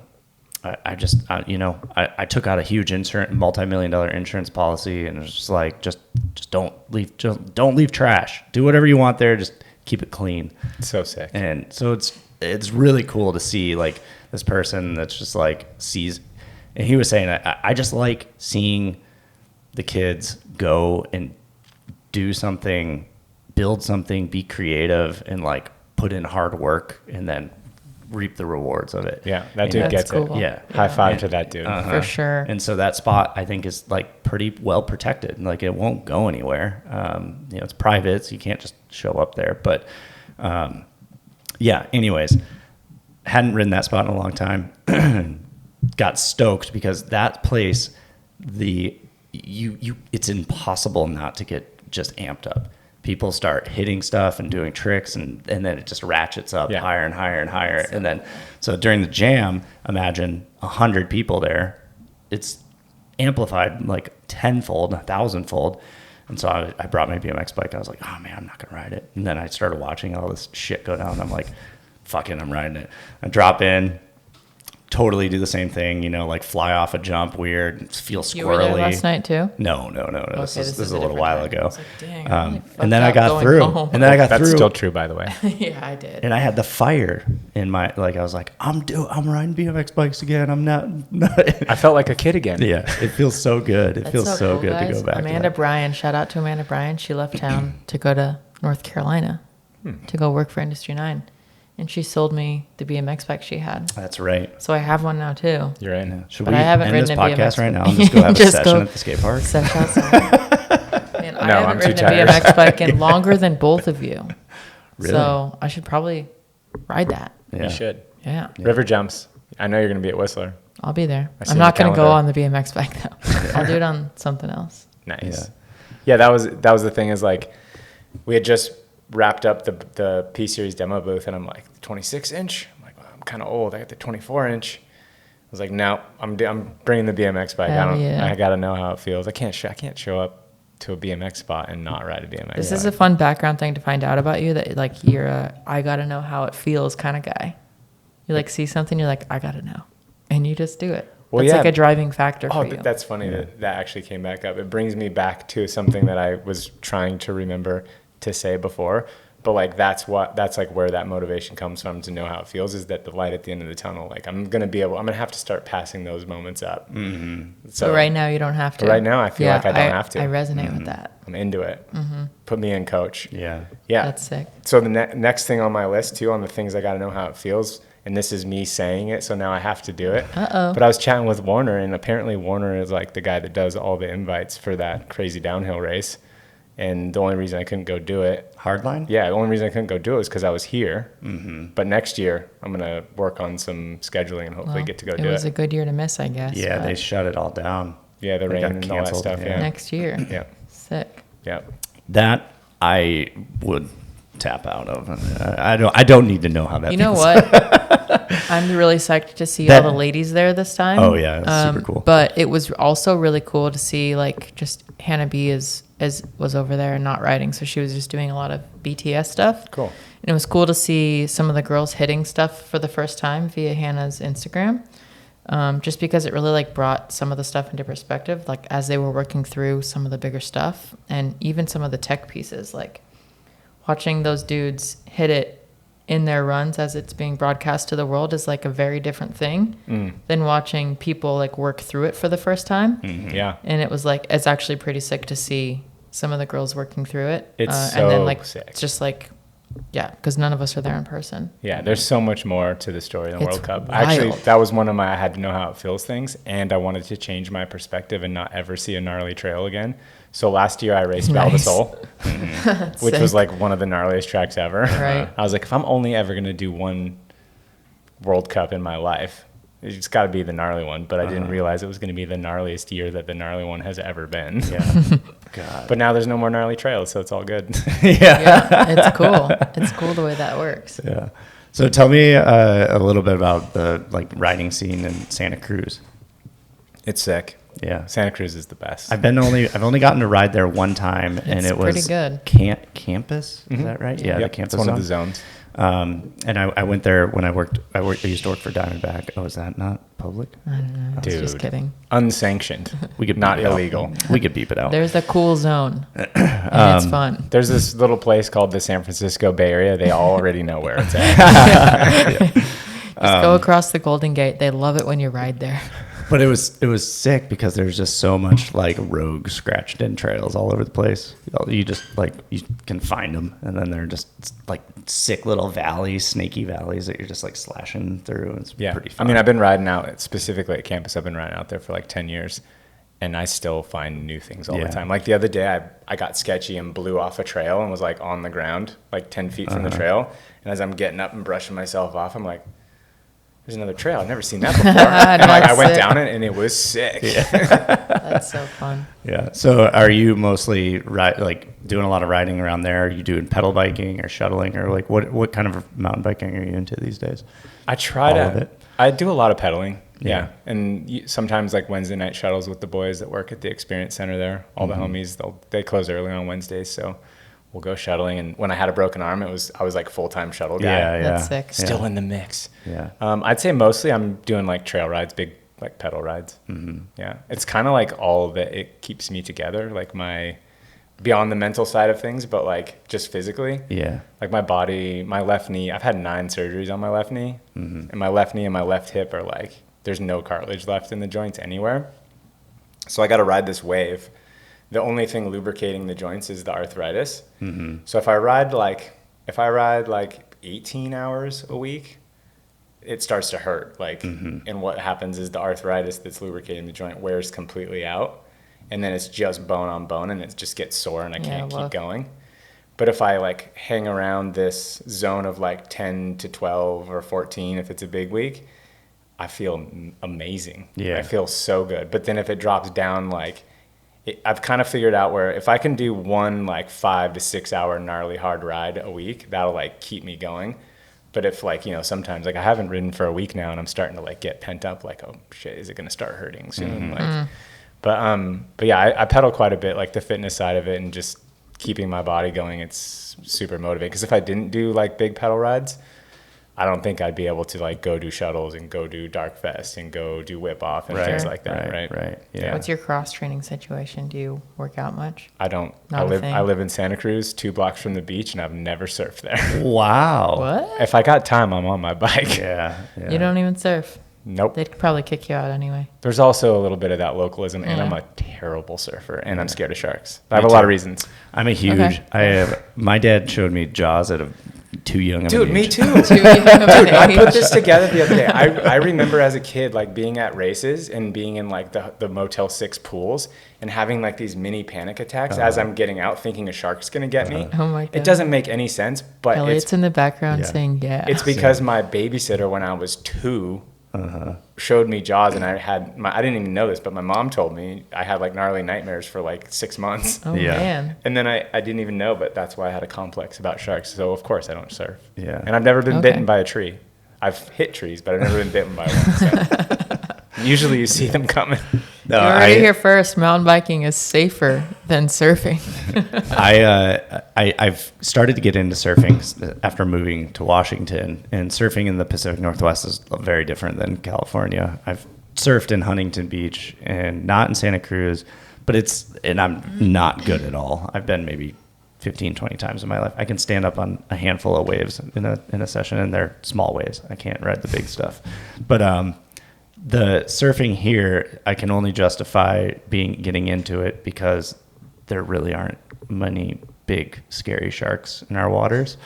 But yeah, Santa Cruz, I know, is known for just being gnarly. It's called the Red Triangle. There's sharks out. Apparently, if you're like flying around on a small little Cessna plane and you have polarized lenses that take out the reflection, you see 18-foot great whites all over the place. Yeah. Yeah. Migration path. Shout outs to the migration path. Shoots. One thing you touched on it a little bit, and I think it's worth talking about if you want to, is CTE. And you mentioned you've hit your head multiple times. I'm just curious, what is for other riders out there, what is that like dealing with that? Is it something that you, what things you can recommend to avoid obviously hitting your head, but, maybe just touch on that topic a little bit. Yeah. I mean, I don't think in my time any of us dealt with it. Like, you would straight up lie. Like, do you have double vision? No. Mm-hmm. Crazy. Do you have memory loss? That. No. Yeah. How do you feel? Fine, and just go ride. Like, right. One of the gnarliest ones is so crazy, and this was like something that was glorified at the time. It was a dew tour, and in the introduction runs where they would just say your name, you do one run, whatever. Gutler did a front flip, over-rotated, went straight into the next lip and got KO'd. He was out for like 3 minutes. Holy shit. Right before the contest started. They put him on a stretcher while he's still asleep. Mm-hmm. Take him to the ambulance. We're like, shit, that sucks. He's not coming back. Apparently, he broke out of the ambulance, and his team managers kind of set a pick for him, and he just comes out of nowhere up on the roll-in, and we're like, yo, he just got, we're thinking this, yo, he just got knocked out, and he rolls in, rides the whole contest, wins, and then watches it the next day on TV and has no memory of it. Wow. But it was glorified, the comeback kid, oh my God. Yeah, right. Yeah, so it was a different time. We weren't dealing with it. We were lying about it. There was I remember there's so many times, there's one gravity, remember when they did gravity games at FDR? Oh, yeah. Uh-huh. Which was pretty sick. Yeah. Right before park finals, I crashed and busted my eye open and hit my head. So I'm sitting there, they give me some stitches, and I'm I just have one blurry eye, but I wear contacts, and I'm thinking oh, my contact fell out, whatever. Mm-hmm. And I go into I had a bus that I traveled to all of the events in, because that was the first time there was a series and you could gain points, and there was year-end payout. And there were reasons to keep competing. I wasn't going to show up to the contest without my bike, so I bought a big bus to drive to all the events. Uh-huh. But anyways, I go in the bathroom to replace my contact, and it's still in there. Mm-hmm. And I'm just kind of shaking it off and go and ride the contest. Wow. It's just a different thing. I think now there's enough, well, maybe it's never enough, but I think there's enough knowledge out there, and there's enough people looking out for the athlete, where it's much more safe. Obviously, helmet technology is also a lot better these days. Yeah. I mean, that's the thing is I don't know about what you did back in the day, but we would always run the skate style helmets. It's a Bucky Lassick clear white ProTech helmet, which is really minimal padding or anything, honestly. It's actually nothing. Yeah. If you have dreadlocks, you're more safe than wearing one of those helmets. Legitimately. Which I did have dreadlocks because of Joe Rich and Taj Mahal. So you're good. Speaking of, I forgot to say this. I have a Taj tattoo, or tattoo because of Taj. Really? It says right here, live lightly and enjoy life. Nice. And that was something that he used to sign off on his column and ride BMX. Oh, nice. And I saw it probably when I was 13, and it always stuck with me. That's awesome. I told him at one time, I think it weirded him out a little bit. Sorry, Taj. That's cool, though. But those helmets were nothing. But yeah, the helmets, they were nothing. And so when I learned about the difference, I got knocked out 4 times in 4 months, consecutive months in a row. And I really started to feel stupid. Things just weren't making sense. And there was a time also, like, I got knocked out in my hometown, like, filming something, and the people that were filming were from out of town, and I, like, couldn't get them back to my house in my own town, like, for, like, an hour. I was like, if I get to the skate park, I can get home. I can picture that, like. Yeah. But at the time, I was riding for Bell, and this is how ignorant we all were back then, is because it wasn't as comfortable, and ultimately it wasn't the same. It's not that it wasn't as comfortable. Wearing the CPSC or the certified helmet, which is the ones with the EPS foam. When that happened, I reached out to my team manager at Bell, and I was like, hey man, like, cause I was literally pulling the EPS foam, the stuff that actually protects you, and buying ProTech pad kits and putting it in my Bell helmet because I thought it was more comfortable. Yeah. And like, that's why I was getting knocked out. Right. But I contacted them about that, and they brought me in and they taught me how to, like, they customize, you know, the things that athletes get. They customized the head form, and it was more comfortable. And after that, I kind of stopped getting knocked out on BMX anyways. Yeah. But then getting to work there, like maybe 5 or 6 years later, and really getting to understand the difference, it's huge. Like, we did this video. I don't know, are you familiar with ARF, the Athlete Recovery Fund? Yes. Came up when Stephen Murray had his injury. Yeah. Shout out to my brother. He's the one that started that and ran that. It was pretty cool. Oh, very cool. To do that and give that little extra support. It's a nonprofit basically to bridge the gap for what health insurance doesn't, and to help people with, like, life-changing injuries and stuff like that. But I forgot where I was going. I went back to... We're talking about Bell and certifications and ARF. Yeah, so we did an ARF video, and it's certified versus non-certified, and it's still on YouTube. And if you have, I think I've actually seen this video. Yeah, actually, if you have any interest in it, it's very black and white, the difference of a certified helmet and a non. So we go into the Chad Curley, it's Hucker and Brandon Dosh, I think, and maybe one other rider, I couldn't remember. Dosh, Michigan boy. Yeah. We brought them in and we showed them, like, the test drop. Like, okay, this is what happens to your head when you crash in this non-certified helmet. And we couldn't even drop it from the test height, which I think was 3 meters. So we had to do it from half that height, so 1.5 meters. And the amount of G-forces from that test drop was like 800 Gs instant death. Like, that's what that equates to. Granted, there's no forward momentum. Yeah. It's a very real way you could crash, for sure. And that's how those injuries happen. And then when they dropped the certified helmet from the full test height, so twice as much, it was like 40. And, like, the results of that would be like, you have a headache, you probably shouldn't ride the rest of the day, but it's not a full concussion. And then you can see it, like, oh, okay. But yeah, so learning a lot about that post career was important. But yeah, man, while I was working there, you know, I kind of became a little bit of a test study, because I could count that I have been knocked out 34 times. Yeah. Wow. Geez, wow. Like, I can count 34 times that I was sleeping, and it started when I was young. Like, when I was 2 was my first knockout. The first and only time I ever rode a bike with training wheels, I tried to make this sharp turn, and I didn't make it to the curb cut, and I just went into the curb over the bars into a fire hydrant. I still have, still have the bump on my head. Oh my God. Oh my God. And then, like, you know, as a young kid, helmets aren't like a thing that's enforced to get some more. And then like a career in uncertified helmets. And then there's a couple moto ones. Yeah. There's been a couple mountain bike ones.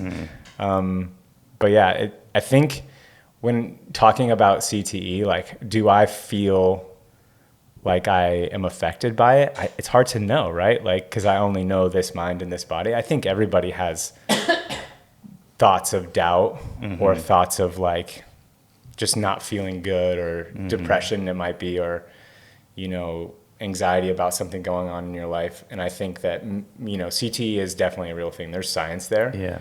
And the number one side effect of that is not being able to deal with those things that happens in everybody's life. Right. But if you get on a damn mountain bike, and you keep progressing as a human, I feel like you can just be whatever you want to be. Yeah, and that was kind of like In a good helmet. In a good helmet, please. Maybe more of what I was kind of thinking too is, like, I wonder some of the people who had struggled you know, we know who we're thinking of, but like, Shout out Dave Mira. yeah, I love you. Yeah. Like, you know, his, you know, coming out of being a professional athlete and maybe not having that right mentality, or you're not going in, you know, you don't know what your path is supposed to be, amplifies the struggles. Right. And I think you know, uniquely, you've been driving in multiple directions for your entire career. You went from a professional mountain bike or professional BMX rider to working in the industry to, you know, being a professional mountain biker and rider. And I think you're just, you know, you have a lot of goals and you're very goal driven and whatnot. And I'm not saying Dave wasn't or anything, but you know, he was. Yeah. You know, he was like triathlete. He was like, I saw he was like rally driver. Yeah. Rally racing, you know. But you know, I just think that like sometimes, the mental health aspect of it is like keeping yourself motivated in the sense of like doing something that is going to stoke you out and keep your mind in a good space. And also just mental health, man, go see a therapist. Like, it's important. We need to destigmatize that, you know? So, but talk to your friends. That too. For sure. Yeah. Check in on your friends. Yeah. Everyone. Dave's certainly not the only one that I've lost to, I think, that situation, you know? Mm-hmm. There's been a few over the time, and it never makes sense. And you always have that, like, well, I should have called or whatever. I should have done this. Like I freaked out recently. Like my old roommate in Greenville, he actually took his life a couple of years ago. And I found out, you know, we hadn't connected in a couple of years. Mm-hmm. And I was getting, you know how they target your phones nowadays, like the scam calls. It's your zip or your area code or whatever. Mm-hmm. So I get all these 252 because I still have a North Carolina number. And when I had been ignoring 252 numbers for like years, and I find this out, and I'm like, holy shit, was he reaching out? Was he like, yeah, I don't know. And I like panicked, and I like went on my call log, and I paid like $100 to like search where all these numbers came from. It was all like a call center in Louisiana, so it was all bullshit. Yeah. But I don't know, when that happened, I was like, okay, just talk to your friends. Yeah, like, just for sure. Just talk to your friends if you're not feeling good. You know? Yeah, definitely. Well, I mean, and I think too, like, it's really fascinating. I think some people that are, you know, in the same boat or have been in the same boat with the head injuries and whatnot, we know, like, we have a lot of friends in our group who've had, you know, pretty bad head injuries. I have an athlete, Morris Vassar. He's had like 3 bad concussions the last year, and it's messed with his vision and stuff. And you know, you just gotta say, hey man, just take it slow, you know, and just push them to slow down and not overdo things too fast, you know. Yeah, it's tough. I mean, that was our mentality was, I'm glad I only hit my head. I can still ride. Yeah, like, right. Dude, how crazy. Which is like the worst injury you could have, you know. Yep. So I would much rather, knock on wood, break. Like, I don't want to break any bones, but I would much rather break a bone than have a serious head injury for sure. At this point, I think I would have to say the same thing. So, yeah. Yeah. Okay, well, I don't want to end on a bad note. Yeah, do something happy. Yeah. So I am curious though. You've been talking about you mentioned that you were talking about working on a video part. You know, do you want to talk a little bit about the motivator behind that? Doug's been working with you to kind of put that together. But other cool things that are kind of coming down the pipeline, or things that you're excited about, or yeah, just like, I mean, I think the what spawned the video part was like, I think always watching like skate video parts where it was like multiple songs, and you hear these stories of like the Thrasher video of the or Skater of the Year award going to this dude that the only thing he did that year was that video part, or the only thing he did for 3 years was that one video part, and just made all those things happen. I really wanted to do it because I wanted to do it. Like, I had done video parts before, and so much of it was just like gaining acceptance or insecurities telling me I had to do a certain thing, or like it was a contest and that's what you're there to do, and that sort of thing.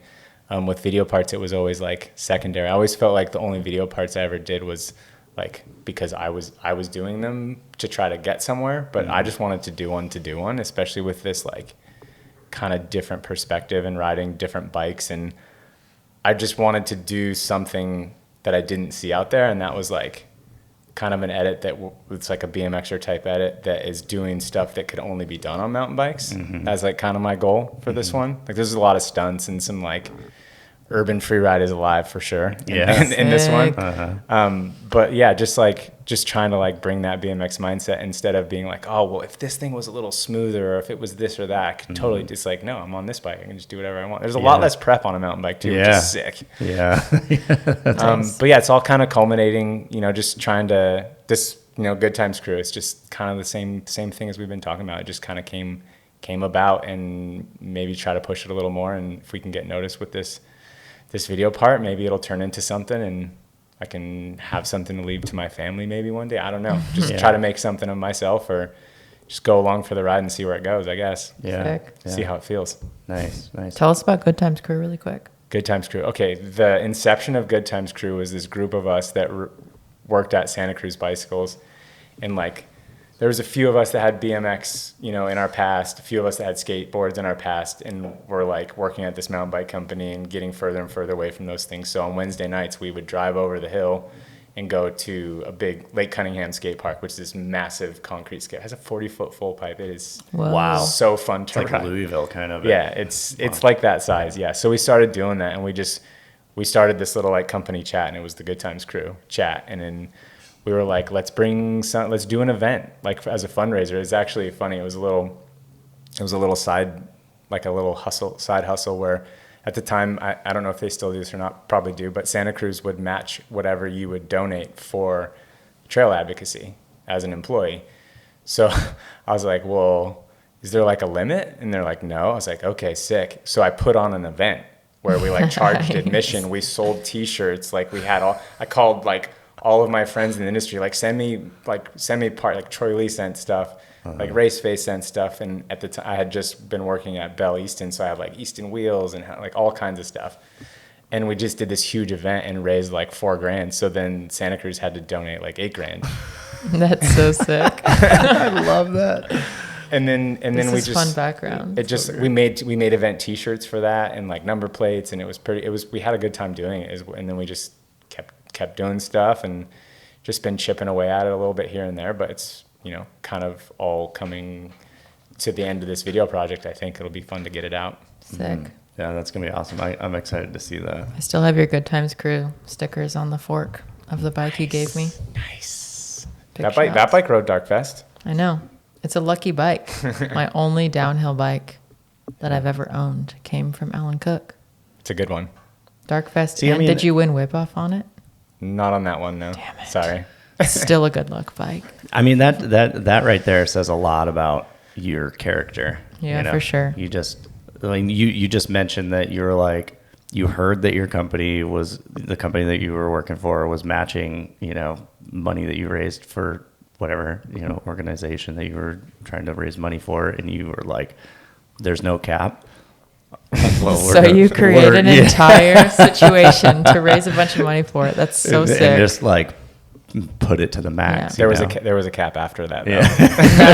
there's always you created a cap, but you made a bunch of money happen for them. But I mean, it's a very unique. It's a very unique mentality to be like, oh, let's do this way then and get as much as we can for whatever, as many people as we can, and then giving Blake your personal downhill bike, so she had a downhill bike. Pretty wild.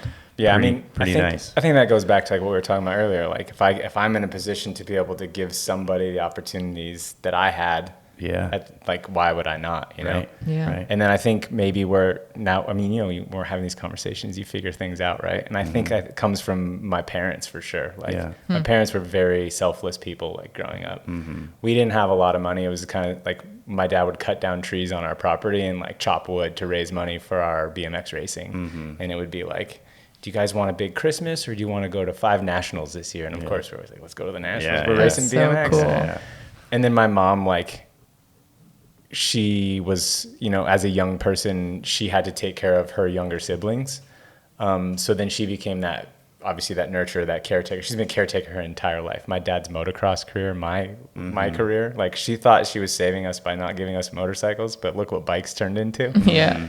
So she's just always been there for other people. She'll go out of her way no matter what. And I think my dad's always the same way. So, one way or another, you end up being your parents at Yeah, some point. And sure. I think that's one of the things that I got from them. Yeah. We're all grateful that you took that on. Yeah, for So sure. I'm sitting here at this table because of these two dudes. Oh, So that's pretty sick. You guys have done a lot for me. So yeah. You're welcome. No, I mean, that is kind of like my goal with having a brand too. I also got a lot of support growing up with Scott Town. I don't know if you knew him, Oh, if yeah. you ever met him. Yeah, he was my like step into getting my first sponsorship with Diamondback. I was on the flow team with them, and it was like, you know, he used to hook me up with when he was at Soltech.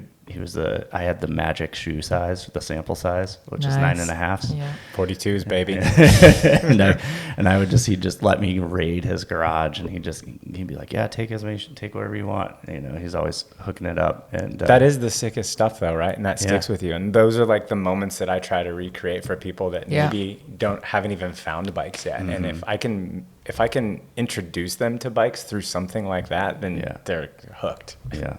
Well, Pretty soil sick. searching and, you know, this little tour you're doing with the P Series bikes and stuff like that, that's great. I mean, that's going to hopefully get kids stoked. And, you know, I mean, obviously those 2 kids or 3 kids, you know, in town this weekend, they're taking More.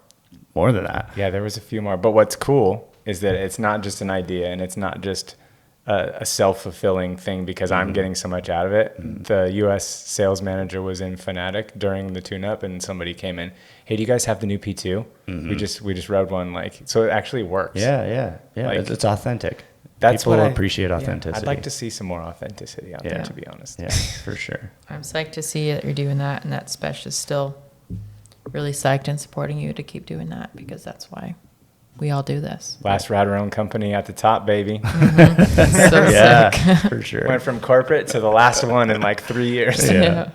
No, that's awesome. Well, Allan, we won't take up too much more of your time. It was awesome having you on. I really appreciate you coming on. This was a super interesting and awesome episode. So Yeah, thanks, dude. It's been quite the journey. Yeah. Like Hell yeah. cool conversations to have with people that like to hear it. well, I'm glad to be your first podcast, Yeah. and I doubt it's the last. So psyched. And honestly, on that. you have so much storytelling and so much like I would encourage you to maybe Specialized or Good Times Crew needs a podcast. I feel like there's battery charging involved in that and like technology, and it's not my jam. we could figure it out. I know a guy back here. Yeah, Doug has been, you know, I did a lot of the initial setup work, but then Doug's been honing it in, so he can help you out for sure. Well, Doug's still a 14-hour drive away from me, so. True. It's not that far. All right, cool. Well, thank you everybody for tuning in. We'll catch you guys next time, and yeah, peace.